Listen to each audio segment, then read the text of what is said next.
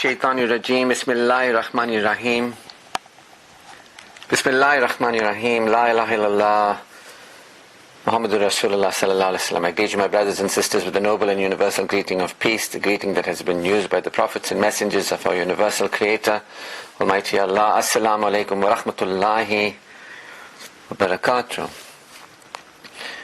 So I have the opportunity of being alive and being well and being further along the path, and for which I'm very grateful. Every day when I get up with purpose and meaning. I am focused on the future in this world through my death and beyond. The Quran tells us that do not die except in a state of submission. So it doesn't tell us that we should have not lived in a state of submission. It tells us do not die except in a state of submission. So it doesn't say we shouldn't have forgotten Allah, that you should not have forgotten or should not have remained unsubmitted. It says remember Allah. It calls us to remember Allah. It calls us to submission. It calls us to move forward in our lives in a way that will benefit us. So I'm very grateful that guidance has come to me and I have received guidance, and that I am focused on what is really the most important thing to me. The most important thing to me is the state that I am in the hereafter. The Quran tells us that the hereafter is more enduring than this world. This world is only but a short, period of existence, the life of this world, but the hereafter is permanent, in a sense, more permanent than this world. It's not temporary as this world is. And so I'm very grateful that I'm among those who are focusing and those who have focused on the hereafter. The hereafter. Because that is the permanent abode. The hereafter is a permanent abode. That means we are all living and we are all going to physically pass on and be raised up and have our experience in the hereafter. So the guidance of the Quran is for us moving forward to focus correctly. It doesn't tell us about our past and tell us why did we forget Allah. We shouldn't have forgotten Allah. It doesn't tell us that why have we not submitted in the past. It encourages us and guides us to submit. Do not die except as a believer. You understand? Remember Allah. Draw closer to Allah. The Quran is guiding us to that which benefits us. If you remember Allah, that is good for you, if you only but knew. If you develop taqwa, the same. Those who remember Allah, Allah remembers them. Those who fail to remember Allah, they live a depressed life. The Quran is very plain in its message to us. It's not shaming us. You all should have remembered Allah. Why didn't you all remember Allah? Why did you all forget Allah in the first place? Why did Adam not listen to the instruction of his creator? Why did he collude and get up to nonsense with Satan? Adam and Eve with Satan. Why? The Quran doesn't talk about why. It tells us what has happened that has led to our current situation and where we are. It tells us also what happened to previous peoples on the planet who remained unaware. But the Quran is guiding us for our benefit. The Quran is here to serve us. Revelation from God is here to serve us in us playing a beneficial role in our lives, a truly beneficial role in our lives. That's what it's for humanity. To heal the diseases in our hearts. It's either we remain with the diseases in our hearts. They're unhealed, and then those diseases are expanded. We remain the same. Life gets more and more dramatic. We behave in ways with our Creator that is denying, associating, or hypocritic. We have no Iman, and we remain without Iman. We have poor, conduct. We're not honorable in our conduct, and we remain like that. How we relate to us, our bodies, our lives. We are being a destructive element in our own selves and our own bodies, our own lives. That's when the heart is diseased. And where we are behaving with each other in a way that is not benefiting of each other. It's not befitting of ourselves as human beings, and it's not benefiting others. And we're not letting the right people benefit us. So, the Quran is guiding us to Iman, Amal, Halal and Tayyib, a life tayyibun, and is guiding us to the hereafter. It's the Quran, and its message and guidance is for today, moving forward tomorrow. This is guidance, see? And it's for us, in support of us, going through transformational growth. How we live today, tomorrow, and forevermore in this world through our death and beyond. Are we playing a more beneficial role in our lives? So some people think, I got a good job and I'm earning money and I'm playing a fantastic role in my life. The kind of money I have, I can buy whatever I want. The Quran tells us, neither will our wealth nor our children avail us, except those who bring to Allah a purified heart. Others might be thinking, I got my family, I got the typical family, look at us, and we got a nice house, and we got a nice car, and we got nice cars, and we got children, and they went to university, and they got good careers, and they got children and grandchildren, and look at us, Neither will your wealth nor your children avail you. The Quran is not discouraging you from having halal income, permissible income, contributing to society, to yourself in a way, and earning income. It's not discouraging you. But it's telling you, your income, that's not going to in any way benefit you in the hereafter. That's for this world. The Quran is telling us that, your families, not discouraging you from getting married, having children, and living, a posh life, but it's telling you that's not enough. You get what I mean? For the hereafter. The Quran is telling you, yes, there's for you in this world, your portion. There is for you in this world, while you are here to live, enjoying your life, and in a healthy way, and it encourages that. But it's really giving us, the long game.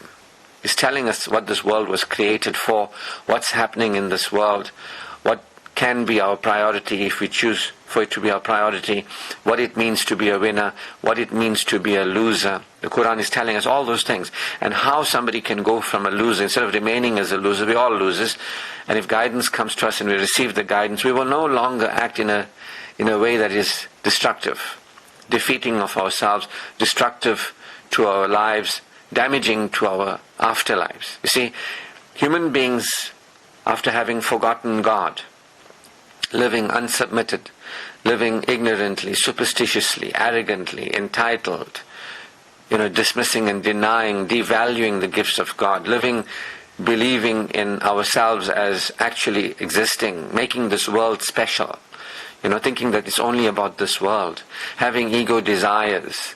Human beings, if you don't receive guidance, you're on a negative trajectory, meaning you're heading downhill. I call it the downward spiral. I was on it, so I know. I know other people who are on it. I know. And now I'm not on a downward spiral. That means my heart is not astray and getting more and more. Well, the Quran says it this way. There are those who say they believe in Allah in the last day, but they do not believe in Allah in the last day. They don't believe in the hereafter.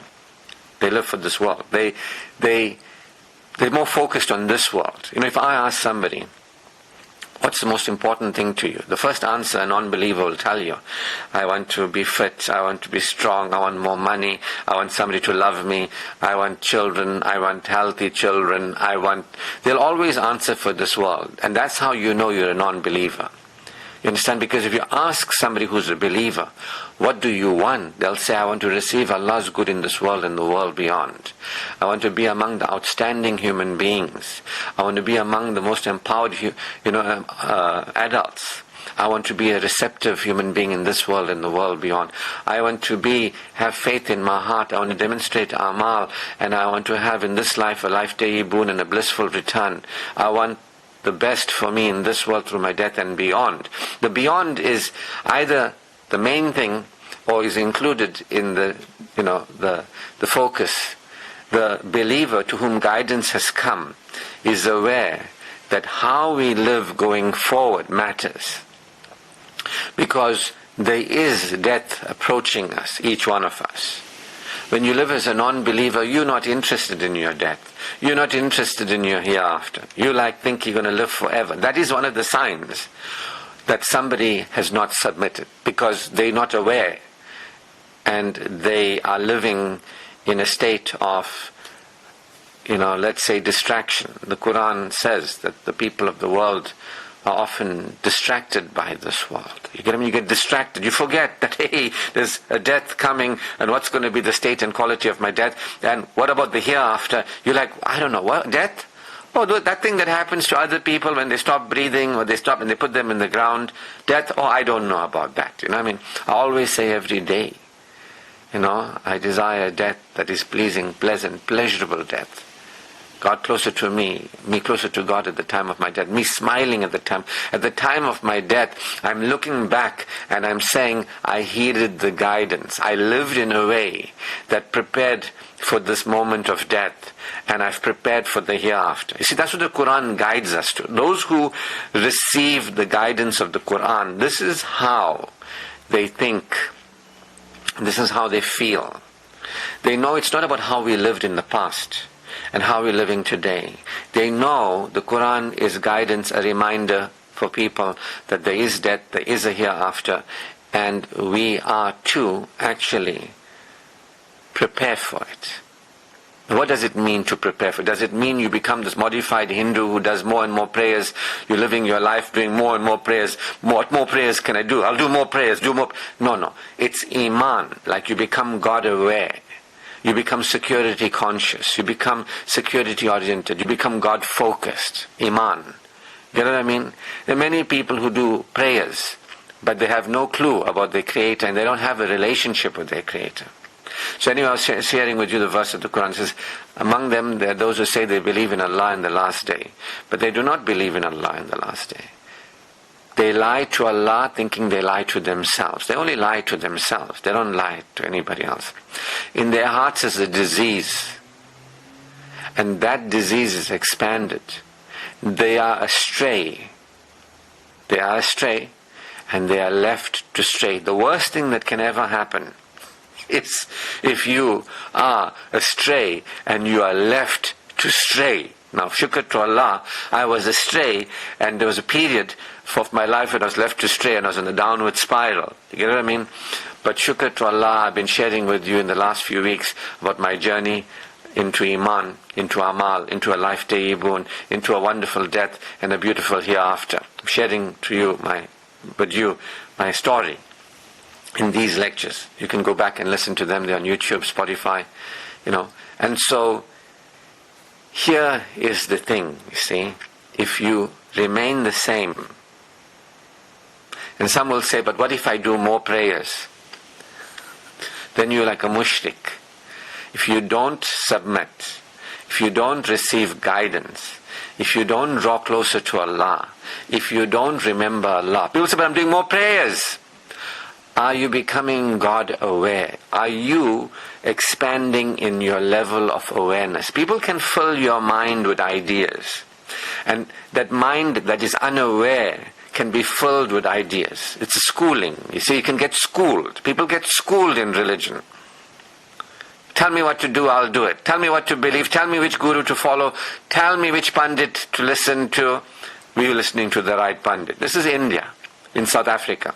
This is Hinduism in Islamism. You know what I mean? But the Quran, the Prophet, Islam guides us to Allah, the relationship with Allah, to remember Allah. This two words that make up a sentence. Most important. Remember Allah. Bring to Allah a purified heart. So you can be doing all the rituals you want.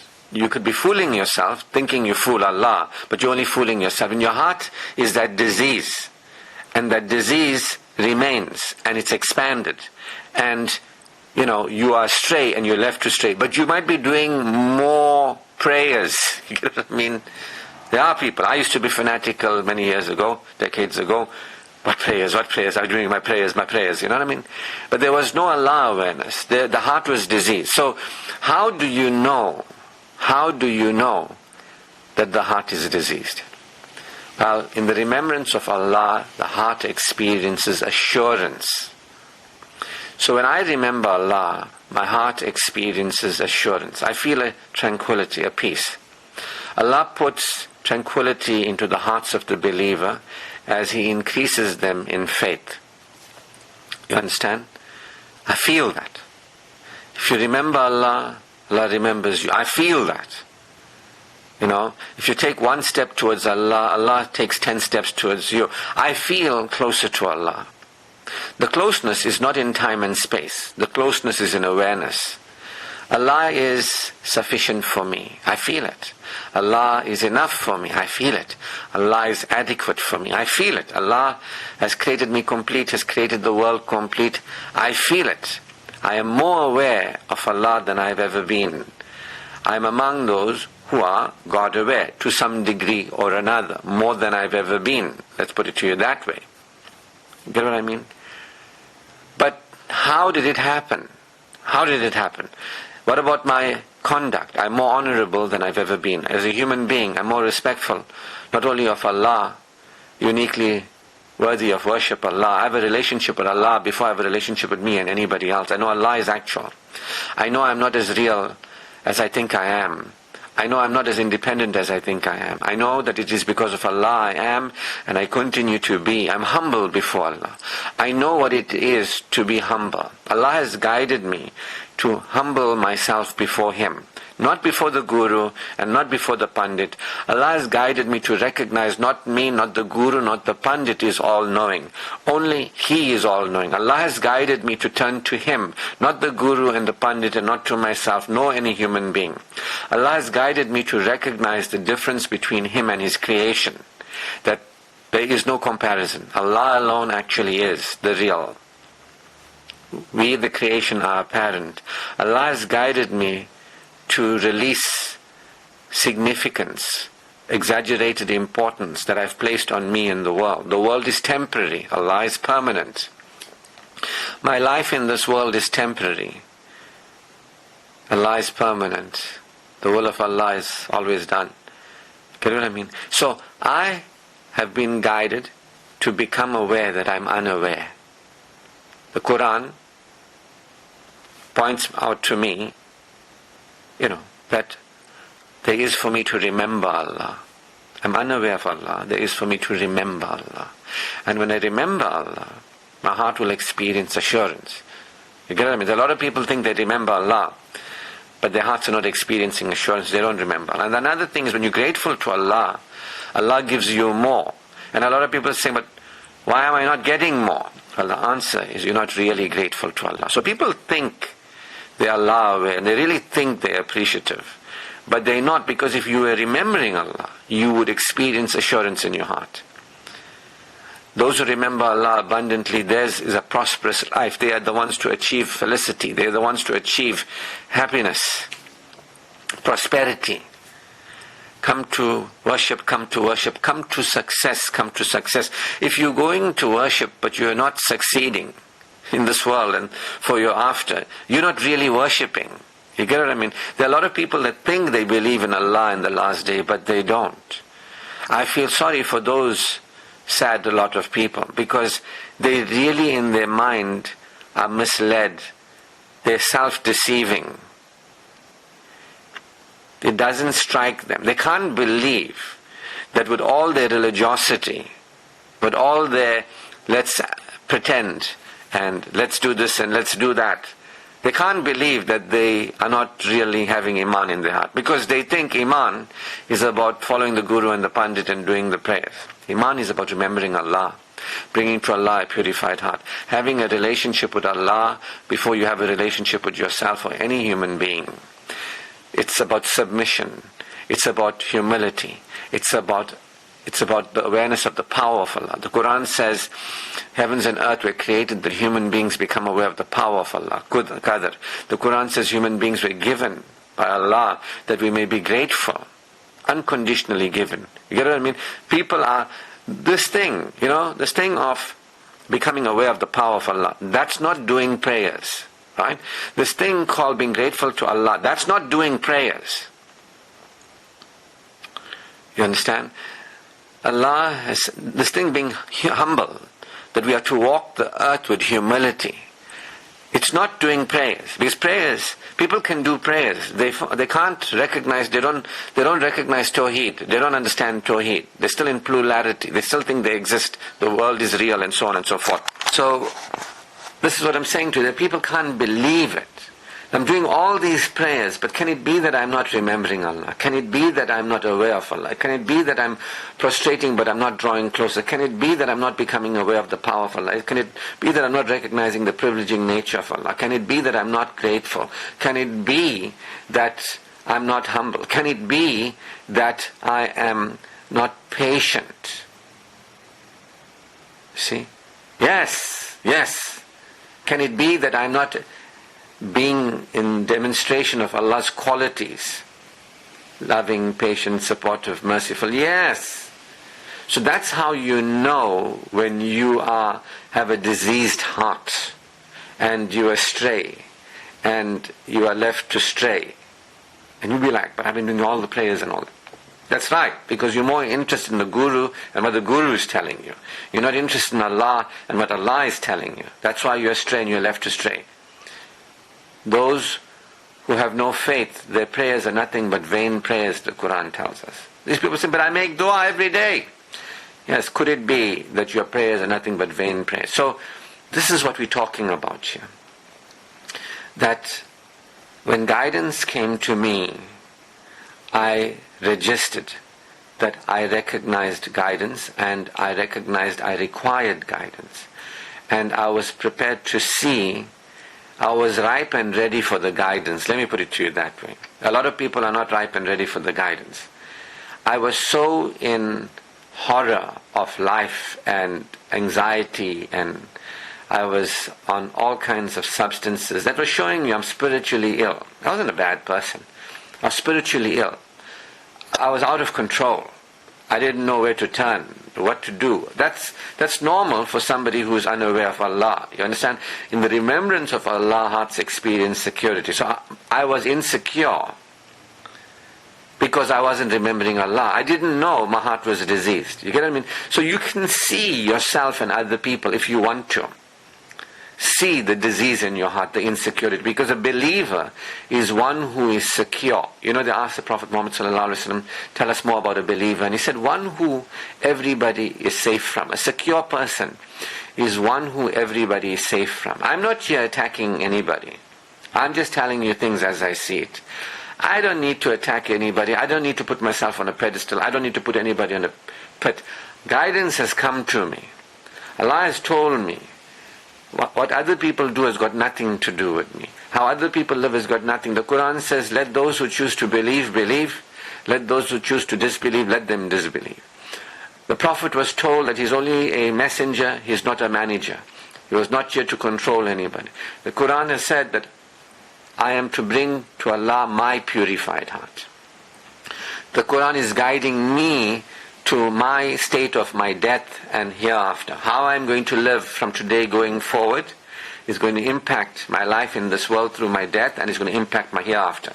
The Quran is telling me why my Creator created me and what there is for me in this world through my death and beyond. The Quran is not telling me that I'm here to look after you or anybody else. So why must I get irritated and angry if other people are insistent on remaining unguided, or remaining deniers, associators, or hypocrites? It makes no difference to me. I'm not responsible for anybody else's heart state. It matters not to me what the state of each and any one of your hearts are in. It matters, it's got nothing to do with me. What has got something to do with me is the state of my heart. You get what I mean? It's the state of my heart. So anyway, when I was ripe and ready for guidance because I hit rock bottom and I had no answers.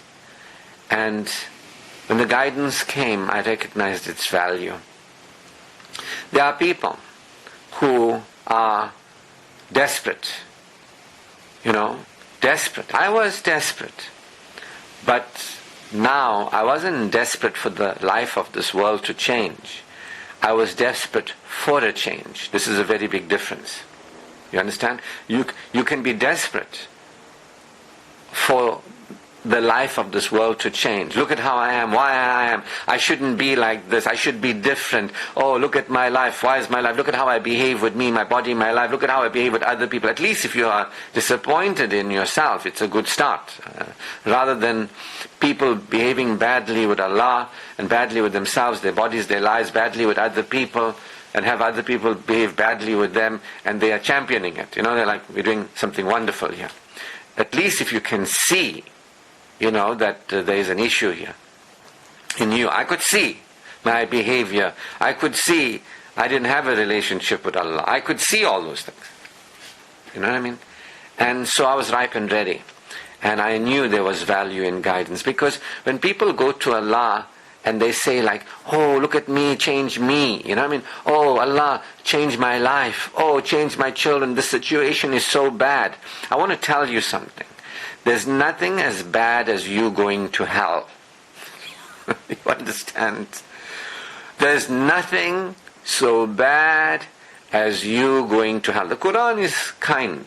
Allah is kind, and an act of kindness is His mercy. He's telling to humanity, Allah is not a man, He's not a woman, He's beyond gender, He's a giver of gender, creator of gender. But Allah is telling humanity, there is the inevitable. It is coming. And, the trumpet will be blown, this vibration. Because when I was young, I thought like a trumpet. They have musical instruments in heaven. I was mocking, when I was much younger. This can't be truth. A trumpet. Do they have bass? Is a saxophone? I should make fun. This was me, arrogant. I understand now. The trumpet is a sound that will result in all of matter disintegrating. Allah has given me guidance. You believe in Allah, He will guide your heart. Allah has guided the heart of a man that was arrogant. That's me. Superstitious. Thought I knew everything. Me. Allah guided me. If Allah can guide me, He can guide anybody. Allah guides whom He wills. You know what I mean? But the thing here is, I wanted guidance. I used to mock, like, what is this book saying?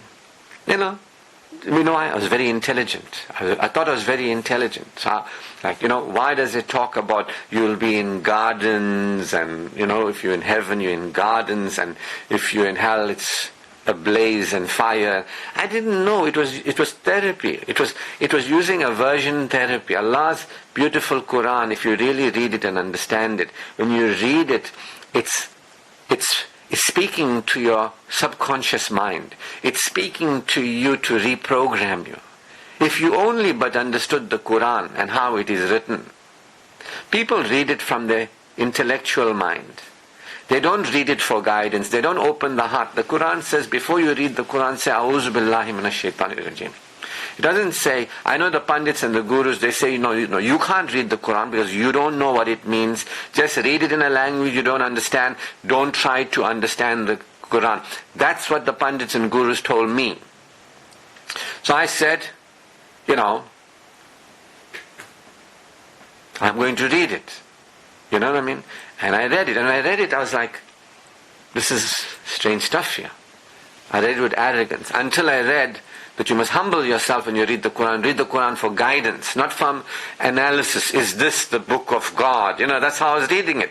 Let's see, is this the truth? And I'm glad I had that question, because I can tell you now it is. Because I can tell you, Allah has guided me to be aware of how its message is transformational. I'm interested in transformation. If any of you know me, I'm a therapist. Well, I used to be. I don't do therapy anymore. But I'm a teacher. And I'm interested in my own and other people's benefit.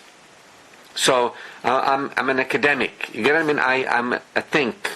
I reason. I'm a critical thinker. I'm not speaking to you about Allah like I went to madrasa and all that. I never went to madrasa. Maybe it was a good thing. I would have been schooled and brainwashed and thought I knew. You know what I mean? I don't know. Allah knows best. So, we can actually see there's a beauty in the Quran, that when you're reading it without your critical, I know, and you read it, it has the power to transform you. Some people say, oh, melody, beautiful melody, mashallah. You'll hear people saying, the tribe, Islamis. The Quran says itself, it's not a book of poetry. Do not confuse it for poetry or a song or something like that. It is not for entertainment or pleasure. Mashallah, sounds so nice, like music to my ears. I mean, the value of the Quran is in its message for us in this world through our death and beyond. Allah is calling us back to remember Him. And He's telling us what awaits us in this world through our death and beyond. MashaAllah, read so well. I don't know what to say. This is ignorance, superstition. That's why I say it's Islamism. It's not Islam. That's not Islam. True Islam is valuing the guidance of the Quran, and that's what I'm saying to us. That it begins with saying, I require guidance, I want guidance, I can use the guidance.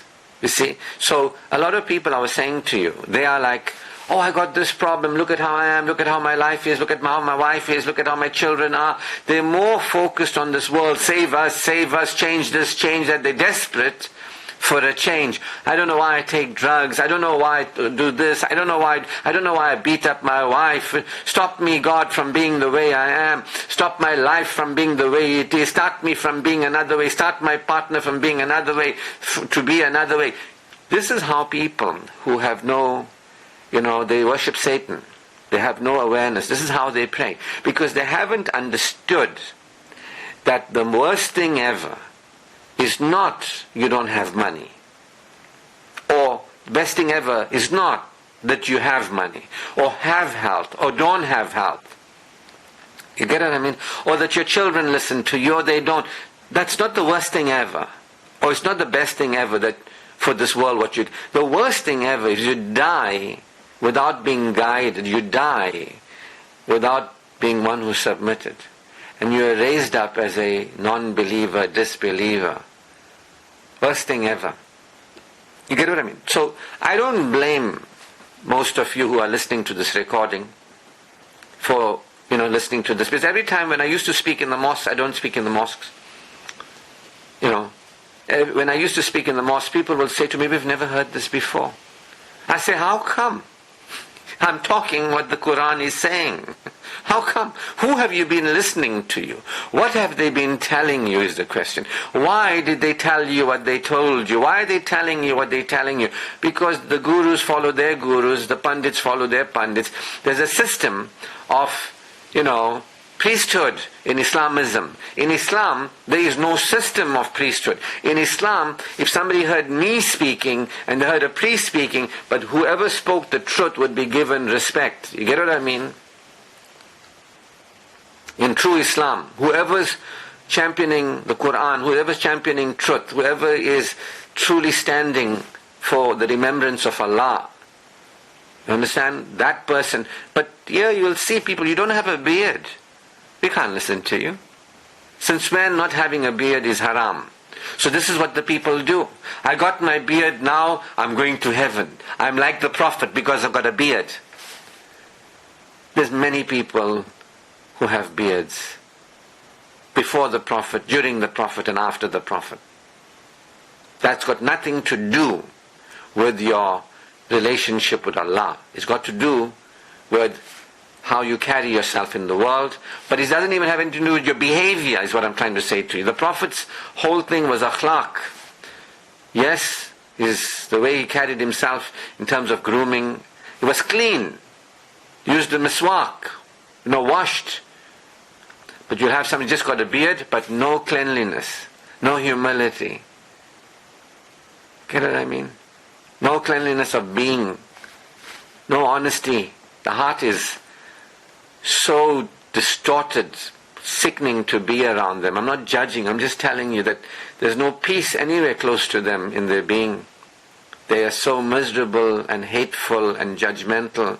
They can't even smile. The smile is a tradition of the Prophet. I smile a lot. I'm following the Sunnah, but not a single person will tell me, you know what, in the mosque you like the Prophet because you're smiling. They got the idea, only if you got a beard you like the Prophet. See how it is. Something definitely not right. Something not right. That system is doomed, and everybody in that system is going down with it. Because it's not guidance, it's not based in guidance. But again, it doesn't matter to me how people live and die and how they're raised up again. What matters to me is how I live and die and how I'm raised up again. So I valued guidance. When guidance came to me, I had both arms open. I wasn't like, hey, I got this problem, God, I don't know if you know about it, can you change it? You get what I mean? If any one of you listening to this recording are like talking to God and saying, my problem is something about me and how I am in this world, something about me and my life and how this life of this world is, if you are more interested in telling God about what you think is your biggest problem, I don't have new tiles. We still got carpets. The neighbors and everybody else in the street, they changed from carpets to tiles. 20 years ago, I still have carpets. If you are telling God your problems, you know what I mean? That please, I'm asking you, this is the most important thing, is, the car is too old now. What are people going to think of us? They're going to think we're poor. You know what I mean? Whatever. And I don't want that. If you are going to God and you are saying that there is a problem bigger than you remaining with a diseased heart, and that heart being expanded, the disease being expanded, and that you are stray, and that you're going to be left to stray. If you go to Allah and you say, I'm not interested in my heart, and the state of my heart. It doesn't matter to me that my heart is diseased, that I don't remember you, I don't have a relationship with you. And it doesn't matter to me that I'm astray and I'm going to be left astray. My most important thing, my greatest worry is my children must, get married to people from our tribe. I don't know what your greatest worry is. You get what I mean? It's an indication that you have turned your back to guidance. You are not interested in guidance. You already think you know. You see? And that's why the guidance of the Quran, it tells us, A'udhu billahi minash shaitani rajim. That say A'udhu. Now it doesn't mean just like a modified Hindu, and I got nothing against Hindus and I got nothing for Hindus. I'm just saying those from India who are still in South Africa today following Islamism but are modified Hindus, they will just say, tell me what to say, what to do, when to do it. They're not wanting to become conscious. The Quran says this is a book for those who reason. This is a book for those who want to understand. This is a book for those who want to be benefited. You get what I mean? So if you are a person who, to live going forward in your life in support of a death that is pleasant, pleasing, pleasurable, and to be raised up, a death as a believer, and be raised up with light, to be closer to Allah, if that's not on your, in your mind. You might be thinking, but that's there. I kept my fast, and I did my rituals, and I did this, and I did that. You know what I mean? And I do all these things. No. It doesn't mean that you're doing prayers, that everything is going to be fine. You got to live with intentionality. You get what I mean? Living with intentionality. Are you living with intention? Now you might be like, but I do all my prayers. You do whatever you want to. It's got nothing to do with me. I'm not arguing with anybody. Live how you want to. You understand? I'm just saying, when before guidance came to me, I didn't value guidance, and I didn't understand what guidance was for. It was for my death, to die, to go forward in my life and die as a believer.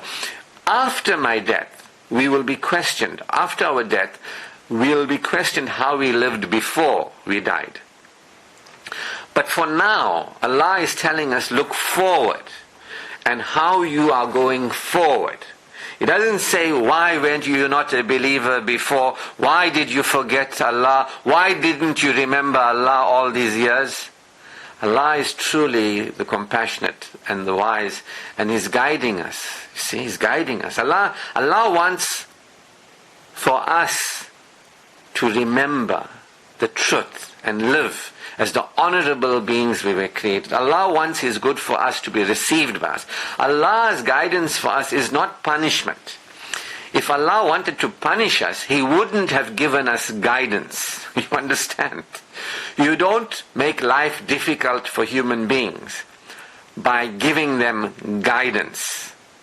You know, there's a lot of people in Islamism, modified Hindus, they have this idea that Allah wants things to be hard. He's testing you. He wants it to be hard. The Quran says in different places, Allah doesn't want hardship for you. Allah wants ease for you. You understand? But yet you'll get people who will believe that it must be hard, and you mustn't have an enjoyable, satisfying, tayyibun life. You know what I mean? Allah wants ease for you. Allah says, beyond hardship there's ease. So there are people who think that Allah wants you. This is what the ideas of Allah is. This is Hinduism. This is modified Hinduism. These ideas that are coming through the generations from India, that are continuing to contaminate a beautiful teaching, the truth. The superstition is coming through, and people still have it, and they don't want to receive guidance. They don't want to disabuse themselves from the superstition of Islamism and really accept Islam. The liberating teaching, the good news. The Quran says it is good news, glad tidings and a caution. It doesn't say this is, you know what, I don't know when you were growing up how you felt, but the way I felt is like the Quran is there to make our lives harder and to, more stricter, and we mustn't enjoy ourselves. It's not. It's absolutely not.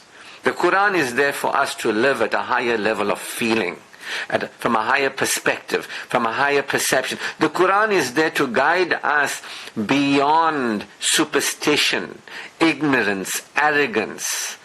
You understand? Entitlement, disconnection, separation, fear, worry, doubt.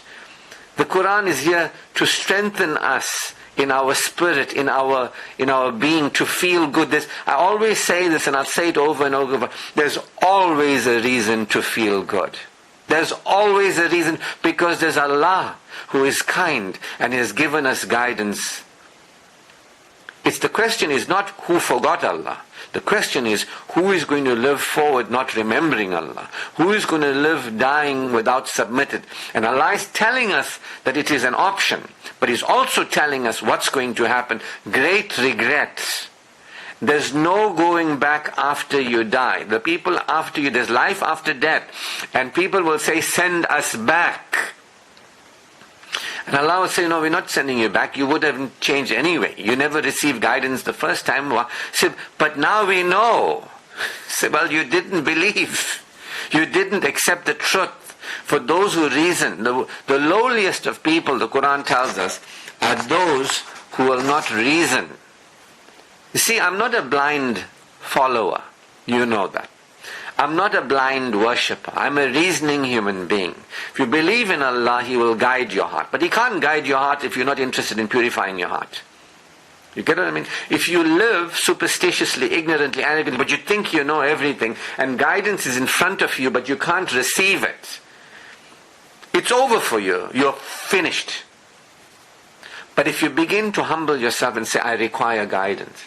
No, you might think, no, I require new tiles in the house, a new car. I require a partner, a man, a woman. I require, this. No. If you don't get it, if you are asking Allah for anything else other than His guidance, so that you may live and die honorably, and that you may be raised up with light, that you'll be pleased. If you are asking, if you are like desperate around, I'm desperate about, that's a sure sign. That is 100% from, according to me, that what you think is the most important thing is reflective of a person from a lower perspective. A believer operates at a higher perspective. The Quran is guidance for people who want to live at a higher perspective. And you might be living at a lower perspective, and that is a lower perception at a lower perspective. It means you are insecure and you are choosing to remain insecure. The Quran says it is Satan who threatens you with insecurity and causes you to behave in ways unseemingly. It's Allah who extends to you His forgiveness and extends to you of His bounties. You know what I mean? So, to cut it short, I suffered. Not because Allah didn't bless me, not because Allah wasn't answering my prayers, because I was astray. There was a diseased heart, and I was left to stray. Until I recognized my heart was diseased, until I recognized I was stray, until I asked Allah for guidance, and that's when the guidance came. When I read the Quran, I began to be guided, to truth. Because who are you going to go to today? Who are you going to listen to? Don't know.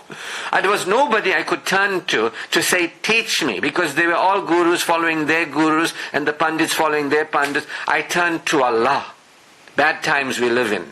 But shukr to Allah, Allah is. So Allah taught me.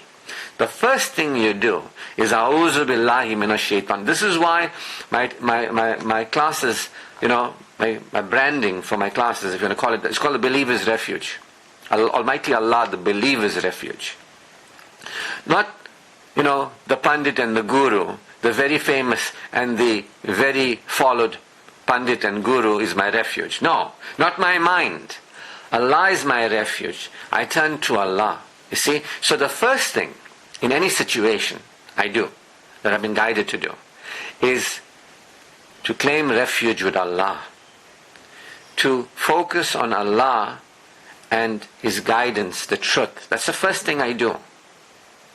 Because if you don't focus on Allah and His guidance to claim refuge with Him, if you don't say, I require a refuge, I am in the throes of Satan, my mind is astray, my heart is diseased, I'm controlled by thinking and feelings of a low perception, I've got these low perceptions and these low, because I'm coming from a lower perspective. I'm not a believer yet. I am a non-believer. My heart is diseased. I might say, the Quran says, do not say that you believe that you're a believer, for faith has not entered into your hearts. You can't say you're a believer, the Quran is saying. You lie if you say you're a believer, faith has not entered into. So I started honestly by saying, this heart is diseased. This mind is diseased. I don't know. I'm turning to other people. Their hearts and minds are diseased. You alone are my refuge. A'udhu billahi minash shaitanir rajim. I claim refuge. You are my protector. From who? From my own mind, from my diseased heart, from the heart that Satan whispers into. From other people and their minds and hearts that Satan whispers into. I claim refuge with you, Allah. You are my refuge. I have a refuge. I require the refuge. I am so grateful. I have a refuge and you are my refuge. You are sufficient as a refuge. You are adequate as a refuge. So my first thing with Allah is not, I got this problem, fix it. I say guidance has come to me. I am guided to live going forward in a more beneficial way. I'm guided to live forward with more iman, amal, a life tayyibun. I'm guided to die at a higher level. I'm guided to a death in the hereafter where I'm a winner. that guidance has come to me. I'm valuing the guidance. Listen to last week's lecture. This is where I spoke about I value the guidance. I'm prepared to learn, grow and develop. I'm prepared to go through a transformation. That's what happens when your heart is cleansed. You're not the same person anymore. You can't remain the same person if your heart is cleansed. You're a different person. But it starts off with recognizing, I can't trust my mind, and I can't trust those people's minds. Their hearts are diseased, our hearts are diseased. Look at how we relate to Allah. Look at how we relate. We're not even relating to Allah. We had all these rituals and all that. Hindus, modified Hindus. I've got nothing against the Hindus. You understand? Or nothing for them either. So, there's no remembering Allah. There's no assurance in our hearts. There's no becoming more and more aware. We're remaining unconscious, subconscious, superstitious, wanting to do more rituals, wanting to do more things, which guru to follow. But there's no expansion in awareness, in experiencing of security. When you remember Allah, your hearts experience assurance. You get what I mean? So we realize this guidance, that what a thing. We have reason to be happy. We have reason to be happy. I have reason to be happy because Allah is kind and merciful, and Allah is not punishing us, and Allah is not trying to make us suffer. Allah, those are ideas that people told us from India. Allah is telling us He wants good for us. Allah is telling us this is benefiting us. This is what's going to help us in this world and the world beyond. Those who are superstitious want to carry on with the diseased heart. They think they got it together. They think they're living their best lives, whatever. They don't know what it means to be secure, self-full, satisfied. They don't know what Iman, Amal, life, Tayyibun. They haven't seen it demonstrated. People look, how many people are leaving Islam? As much as there are people entering Islam, there are people leaving Islam who are Muslims. People who are not Muslims are entering Islam, and Muslim people are walking away. They're saying this is all funny daddy stuff. Because it is Islamism. It's not the true message of the Quran. It's not what the light of the world is. It's not contained. It's not being shared by these people. What's it going to be for you is the question. So for me, Allah has guided me.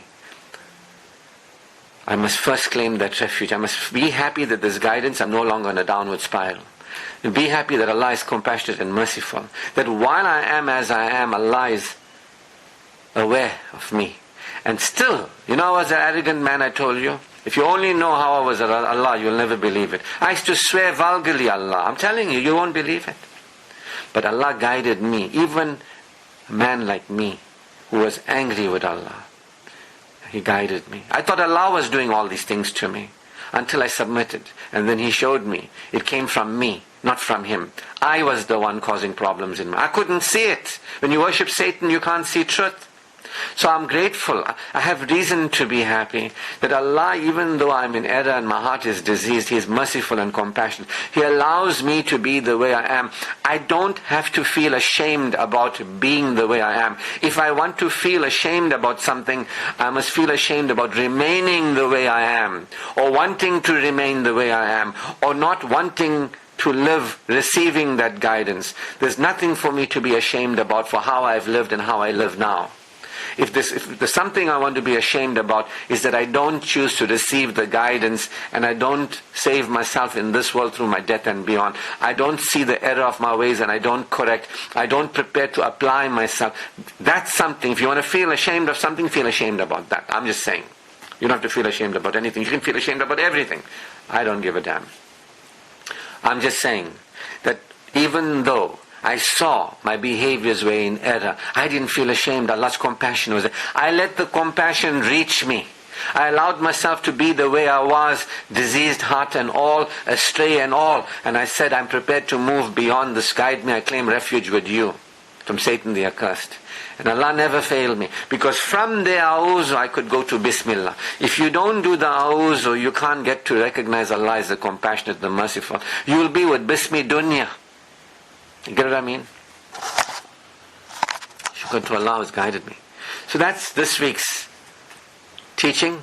I trust that you are getting to see a movement. I would encourage you to listen to, if you're really interested in this, follow these series for the last 5-6 weeks or so. Start there and follow this, and and go back to it, and you'll see a picture formulating of a path out of darkness into the light, and how you too, if you want to, can step on this path. It's a path. I'm not perfect, but you know what? My heart is purer than yesterday, and I know how to purify it, which I'll share with you as we go through. But these are the initial steps. You can't rush in and say, yes, yes, give me the teaching, when you don't have remorse for the way you are and for your ignorance. When you don't have remorse, when you don't say, hey man, I've been living, these people taught me what they taught me, they're going to hell, I'm going to hell with them. The Quran has it in the Quran. It says those who followed their people instead of following Allah, and when they are in hell together, and hell, Allah only knows what hell is, right? It's a way of communicating to us what happens in a way that we can understand. Allah knows. Some of the Quran is metaphorical, some of it is literal. Allah only knows, right? Maybe it's a way we can understand. Maybe the Arabs could understand that, heaven is a nice place because Arabia was very hot. Arabia is very hot, so cool rivers and, fruit and all that was good for them, and that's what they liked, having all these virgins and all that. That is something got their attention, and it got them to move in that direction. And maybe in the desert it's too hot, and fire is something that's going to burn them, and they have a frame of reference for that, and they say, aversion, we don't want that. You know what I mean? Maybe this reward and aversion system is something that benefits human beings that Allah knows. But I'm just saying to you that in the hereafter, there are people going to be with each other, and they're going to be bemoaning and cursing each other, and they're going to say, but we followed you. We followed you. Those people will say, why did you follow us? We didn't know anything ourselves. We couldn't help ourselves. We couldn't help you. Why you followed us? You understand? So, same thing with Satan. People will say, no, we couldn't have done so bad. Allah calls, it says it was Satan. Allah says, come Satan, this person is blaming you. Satan will say, Allah, I could not control them. I only suggested to them. That's why, A'udhu billahi minash shaitani rajim. That's why the Quran ends with, we claim refuge with Allah from Satan the cursed. The one who whispers into the hearts. So you got to recognize, I've been whispered to. I am being whispered to. Even though with all your rituals and all your this and that, you're not aware. The Quran tells us only those who are devout in the worship of Allah, Satan has no influence over them. And Satan agrees in the Quran, over those who are devout in your worship, I have no ability to influence them. So where we start off, Adam and Eve, we forgot Allah. We are in a dark place. We all are there. Don't worry. Look and admit you're failing towards Allah. Look and admit you're failing towards yourself. Look and admit you're failing to your body. Look and admit you're failing to your life. Look and admit you're failing to your future in this world through your death and beyond. Look and see the effects of a diseased heart without feeling shame. Feeling grateful that Allah's compassion is upon. The Quran said to the Prophet and, the Muslims, ask for your own forgiveness and ask for the forgiveness of your belief. Allah is telling us. That doesn't say, I should feel ashamed of myself. I'm asking forgiveness from shame. There's no shame here. There's shame if you don't want to benefit yourself, if you want to feel shame, I'm suggesting. But there's remorse. There's remorse. Look. You must open your eyes and look at yourself and how you are with Allah. Open your eyes and look at how you are with yourself, your body and your life. Open your eyes and look and see how you are with other people. Now the thing is this, you live in a society and a tribe where everybody is like you. The perversion is rampant, so you can't see it. You think it's normal. You know what I mean? Claim refuge with Allah. If any of this makes sense to you, and if your heart, you understand the most important thing is how you live, how you die, and how you raise it up again in the future. And if you are interested in how you want to live and die in the future, you don't want to live in a way that lets you down, then sincerely consider what I'm saying.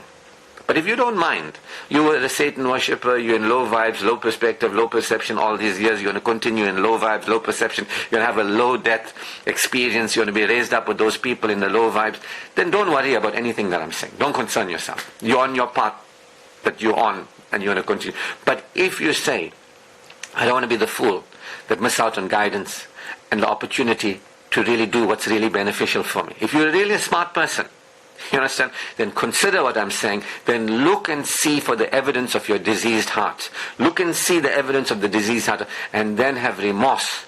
And then open up and say, I'm ready to play a beneficial role in my life. Inshallah, we will continue next week, Friday. All praise, glory, and thanks is due to God Almighty. His choicest blessings upon our beloved Prophet Muhammad sallallahu alaihi wasallam. Assalamu alaikum wa rahmatullahi wa barakatuh.